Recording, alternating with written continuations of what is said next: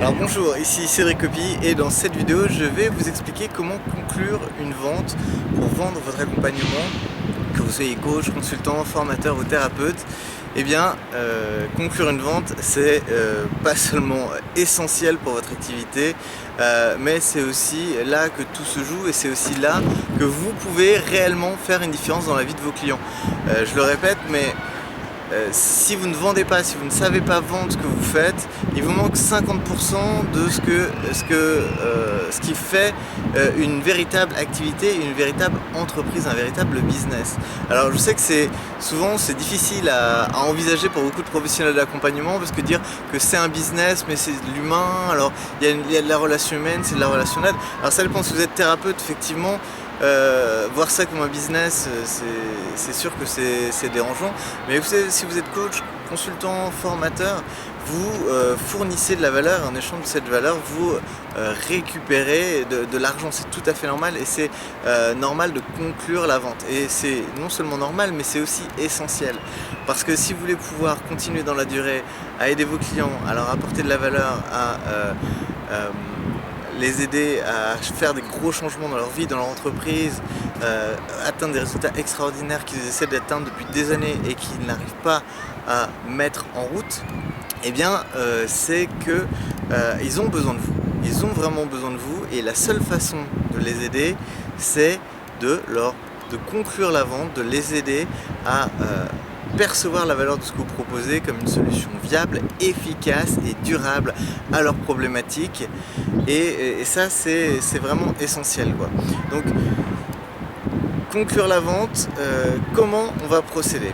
Alors, dans un premier temps, on va avoir fait un point, une conversation, on va créer une conversation dans laquelle on sait qu'on est face à un client potentiel qui a un véritable intérêt, avec qui on a un contact suffisamment positif, et on va ensuite prendre le temps de s'asseoir avec lui, prendre le temps de l'écouter. Et ça, c'est vraiment essentiel. Parce que quand on vend un service, on vend de l'intangible. Et qui dit vendre de l'intangible dit que voilà, il n'y a pas un objet que vous pouvez montrer. Vous pouvez pas montrer un prototype, vous ne pouvez pas montrer quelque chose. Pourquoi? Parce que en soi, si on regarde objectivement, un accompagnement, ça va être des conversations, ça va être éventuellement des documents qui vont être produits selon ce que vous faites, mais vous ne pouvez pas montrer voilà le résultat d'un coaching. Vous pouvez éventuellement effectivement avoir des témoignages, et ça je vous encourage à le faire si vous le pouvez, et des histoires qui illustrent des cas dans lesquels vous avez accompagné vos clients, quels résultats ils ont pu obtenir. Ça c'est important, ça renforce la crédibilité, la sensation que vous pouvez vraiment aider la personne que vous avez en face de vous.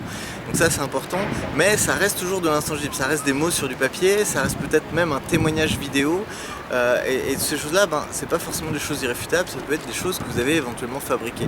Alors je vous recommande pas du tout de le faire, n'utilisez que des témoignages qui sont véritables, qui viennent vraiment de vos clients, mais sachez que en soi ça ne reste pas une preuve. Par contre, quand vous montrez un objet concret, la personne voit l'objet que vous lui donnez, voilà, elle peut en tester les fonctionnalités, elle peut voilà, voir comment ça fonctionne, voir si ça fait ce que vous avez dit que ça fait dans l'instant. Alors que dans la partie service, il y a une dimension où la personne fait une sorte de pari. Et donc, dans le cas de ce pari, il faut déjà dans un premier temps que vous ayez clarifié avec cette personne ce qu'elle veut réaliser. Parce que c'est ça qu'elle va acheter. C'est pas votre service, c'est pas votre méthode, c'est pas la sophrologie, c'est pas le coaching. Et les gens n'achètent rien de ça. Lorsqu'ils achètent un service d'accompagnement, ils achètent la potentialité d'atteindre le résultat, de changer de manière dramatique, dans le sens positif, c'est-à-dire de manière drastique, leur vie ou leur entreprise. Donc, pour conclure la vente, il faut surtout que vous les invitiez à avoir une vision plus grande de ce qui est possible d'accomplir, et que ensuite vous puissiez expliquer la solution que vous proposez de manière à ce que ce soit clair, limpide pour eux, que en investissant dans votre accompagnement, dans vos services, ils vont aller vers les résultats qu'ils désirent tant. Donc voilà pour mes conseils, je vous remercie d'avoir écouté cette vidéo et je vous dis à très bientôt.